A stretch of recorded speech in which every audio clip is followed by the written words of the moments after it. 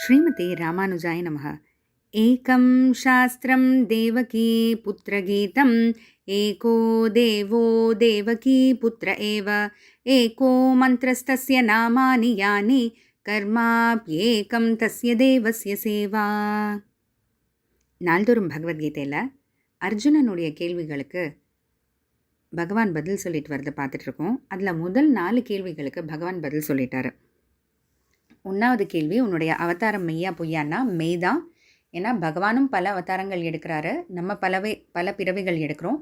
ஆனால் இது எதுவும் நமக்கு தெரியாது, ஆனால் பகவான் இது எல்லாத்தையும் அறிவார் அப்படின்னு. அடுத்து 2வது 3வது 4வது கேள்விகளுக்கு 6வது ஸ்லோகம் மூலமாக பகவான் தன்னுடைய அந்த வைகுந்தத்தில் எந்த திருமேனி இருக்குமோ அதில் எதுக்கும் பெருமை குறையாமல் சுத்த சத்வ திருமேனி, ரஜோகுணம் தமோகுணம் கலக்காத சத்வகுணம் மட்டுமே இருக்கக்கூடிய அதே திருமேனியோட தான் அவதாரம் செய்கிறார்னும், அதை தவிர தானே தன்னை பிறப்பித்துக் கொள்கிறார்ன்றதையும் பகவான் சொல்லிட்டார். இப்போ அடுத்து, உன் பிறவியின் காலம் என்ன, எப்போது பிறக்கிறாய்? அதாவது இப்போ நம்ம பிறந்தோன்னா நமக்கு இந்த ஒரு ஆயுட்காலம் அப்படின்னு இருக்கு இல்லையா, அது போல் பகவான் பிறக்கிறாருன்னா அவர் என்ன காலத்தில் பிறக்கிறாரு, எப்போது பிறக்கிறாருன்னு ஏதானே இருக்கா அப்படின்னு கேட்டால் அதை 7வது ஸ்லோகம் மூலமாக சொல்கிறாரு. யதா யதா ஹி தர்மஸ்ய க்ளானிர்பவதி பாரத அப்யுத்தானமதர்மஸ்ய ததாத்மானம் ஸ்ருஜாம்யஹம். இது ரொம்ப பிரபலமான ஒரு ஸ்லோகம்தான். அர்த்தம் பார்க்கலாம். யதா யதாஹி, எப்பப்பெல்லாம், தர்மஸ்ய க்ளானிஹி, தர்மத்துக்கு வாட்டம் ஏற்படுதோ, பவதி ஏற்படுதோ, அதாவது தர்மம் தலை குனிகிற மாதிரி ஆகுதோ, அது தேயுதோ, வாட்டம் ஏற்படுதோ, அதர்மஸ்ய அபியுத்தானம், அதர்மத்துக்கு தலை தூக்கல் ஏற்படுதோ, அதர்மம் தலை தூக்குதோ, ததா அப்போதெல்லாம், ஆத்மானம் அகம், நானாகவே, ஸ்ருஜாமி என்னை படைத்துக் கொள்கிறேன். திரும்பவும் அதை பாருங்க, நான் பிறக்கிறேன்னு பகவான் சொல்ல, நானே என்னை பிறப்பித்துக் கொள்கிறேன், நானே என்னை படைத்துக் கொள்கிறேன்னு சொல்கிறாரு. வெவ்வேறு அவதாரங்களாக அவதரித்து வரேன் அப்படின்ட்டு பகவான் சொல்கிறாரு. அதாவது யதா யதாஹின்னு அந்த வார்த்தையை நம்ம கவனிக்கணும்.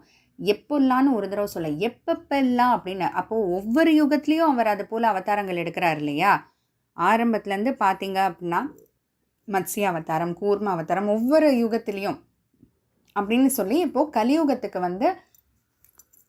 அவதாரம்னு இன்னும் வரல அப்படின்னா தர்மத்துக்கு இன்னும் தலைகுனிவு ஏற்படலை அப்படின்னு அர்த்தம் போல்.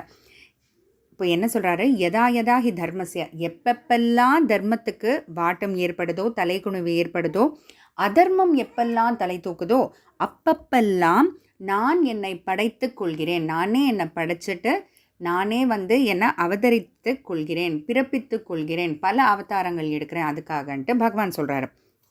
இப்போது இது மூலமாக அர்ஜுனனுக்கும் ஒரு செய்தி இருக்குது. அது என்னது? அர்ஜுனா, எப்படிலாம் நான் உலக அதர்மத்தை அடக்கிறதுக்காக அவதரிக்கிறேனோ, அதே போல் பரதகுலத்தில் பிறந்த நீ இந்த யுத்த களத்தில் நடக்கிற அதர்மத்தை, இன்னைக்கு இந்த இடத்துல நடக்கிற அதர்மத்தை அடக்கிறதுக்காக நீ இந்த யுத்தத்தில் சண்டை போடணும் அப்படின்ட்டு பகவான் சொல்கிறாரு. அதுபோல் நமக்கும் தாங்க இந்த செய்தி. நமக்கு எதிராக ஏதானும் ஒரு அதர்மம் நடந்தது அப்படின்னா, அது நம்மளுடைய தெரிஞ்சவங்களாக இருக்கலாம், இல்லை ஏன் நம்ம குடும்பத்தில் கூட இருக்கலாம். கண்டிப்பாக நம்ம பார்த்துட்டு சும்மா இருக்கக்கூடாது அப்படின்றது தான் இதுலேருந்து நம்ம எடுத்துக்கக்கூடிய செய்தி. தொடர்ந்து பார்க்கலாம். ஜெய் ஸ்ரீ.